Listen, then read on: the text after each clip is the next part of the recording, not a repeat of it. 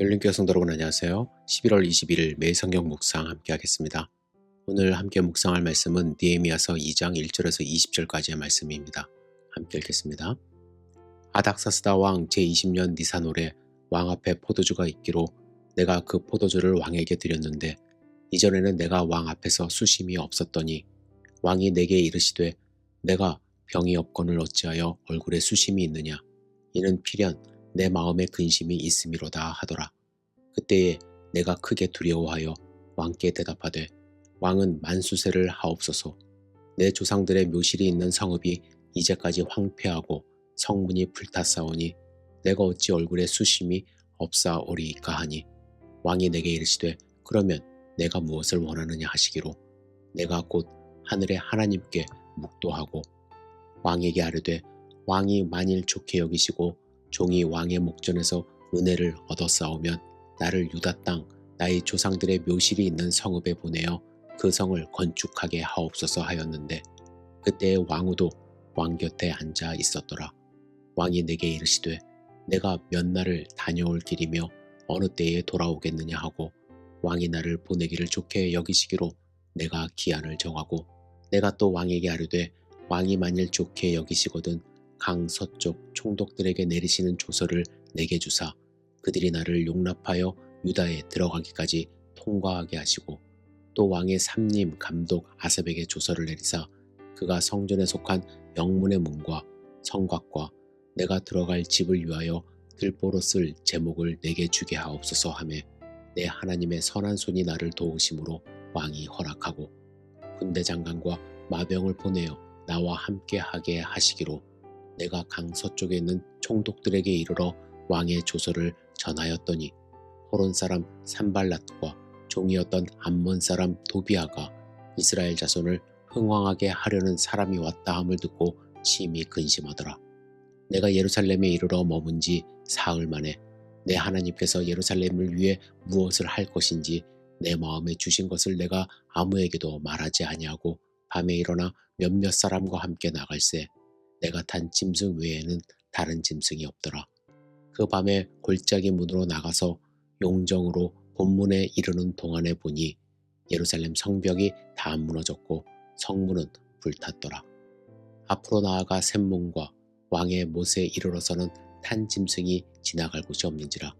그 밤에 시내를 따라 올라가서 성벽을 살펴본 후에 돌아서 골짜기 문으로 들어와 돌아왔으나 방백들은 내가 어디에 갔었으며 무엇을 하였는지 알지 못하였고 나도 그 일을 유다 사람에게나 제사장들에게나 귀족들에게나 방백들에게나 그 외에 일하는 자들에게 알리지 아니하다가 후에 그들에게 이르기를 우리가 당한 공경은 너희도 보고 있는 바라.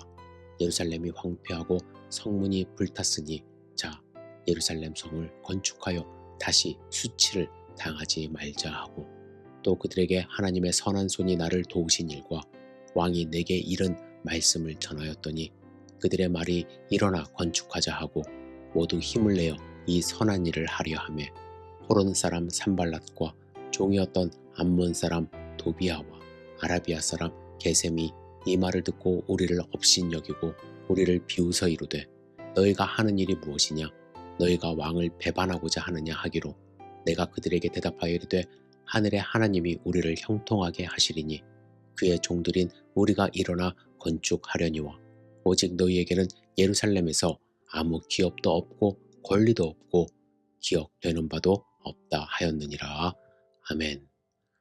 오늘 우리가 함께 읽은 2장 1절에 보시면 흥미로운 시간 표현이 나옵니다. 1장에 보시면요. 기슬르월이라는 시간 표현이 있었는데 2장 1절에는 니산월이라고 되어 있습니다. 약 4개월 정도의 시간이 흐른 때입니다. 이 4개월 동안 느헤미야는 무엇을 했을까요? 어제도 말씀드렸듯이 그는 기도하며 하나님의 때를 기다리고 있었습니다. 4개월간 느헤미야는 왕의 술 관원으로 충실히 일했습니다. 왕 앞에서는 수심 어린 얼굴을 보이지 않았습니다. 그러나 그는 조용히 기도하며 하나님의 때를 기다리고 있었던 것이죠. 여기서 우리는 중요한 진리를 발견해야 합니다. 진정한 기도는 조급함이 아니라 인내를 낳습니다. 느헤미야는 예루살렘의 비참한 상황을 들었지만 무작정 왕에게 달려가 하소연하지 않았습니다. 페르시아 궁정에서 왕 앞에서 슬픈 얼굴을 보이는 것은 큰 불경입니다. 목숨이 위험할 수도 있는 그러한 일이라고 합니다. 그래서 3절에 느헤미야는 내가 심히 두려워했다라고 고백을 하죠. 하지만 하나님의 때가 되자 왕이 먼저 느헤미야의 얼굴을 알아차립니다. 사람이 만든 기회가 아니라 하나님이 여신 문이었습니다. 왕은 느헤미야에게 내가 무엇을 원하냐고 묻습니다. 이때 느헤미야는 또한 즉시 대답하지 않습니다. 그는 하늘의 하나님께 묵도했다고 말씀하고 있습니다. 그는 그 짧은 순간에도 기도하며 하나님을 의지한 것입니다. 그리고 유대 땅으로 보내달라고, 성을 건축하게 해달라고 정중하지만 구체적인 부탁을 합니다. 그리고 8절에 이렇게 고백합니다. 내 하나님의 선한 손이 나를 도우심으로 왕이 허락하고, 하나님의 선한 손이 그와 함께 있었기 때문에 그는 왕으로부터 허락을 받고 예루살렘에 가게 됩니다. 느헤미야가 예루살렘에 도착합니다. 하지만 그는 즉시 급하게 일을 시작하지는 않았습니다.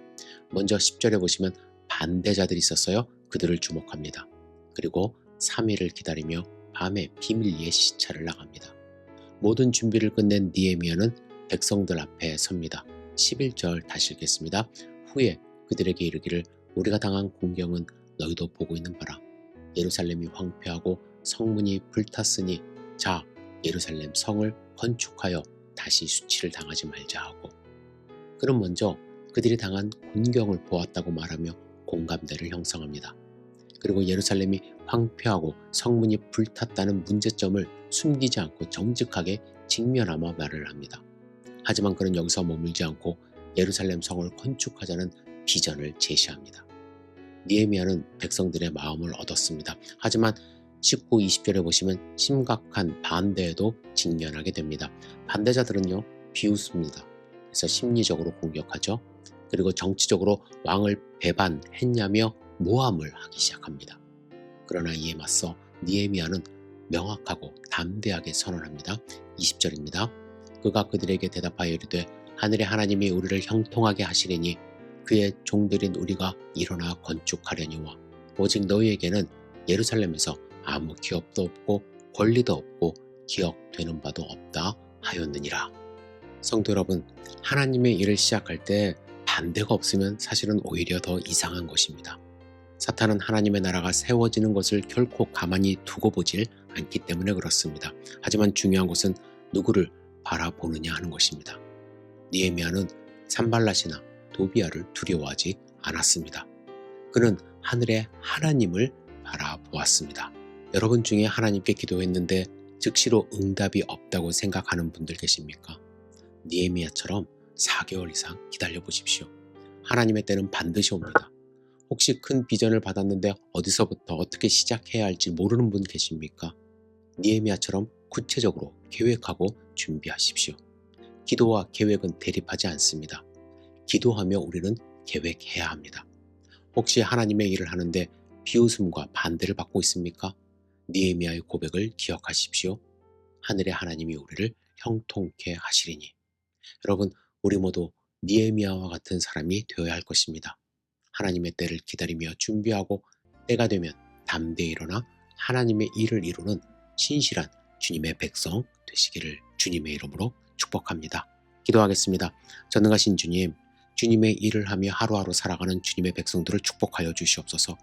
세상의 여러 가지 일들이 우리를 좌절하게 만드는 그런 순간이 온다 할지라도 때를 기다리며 묵묵히 기도하고 하나님이 주신 때에 담대히 일어날 수 있도록 주여 인도하여 주시옵소서. 예수님의 이름으로 기도드렸사옵나이다. 아멘.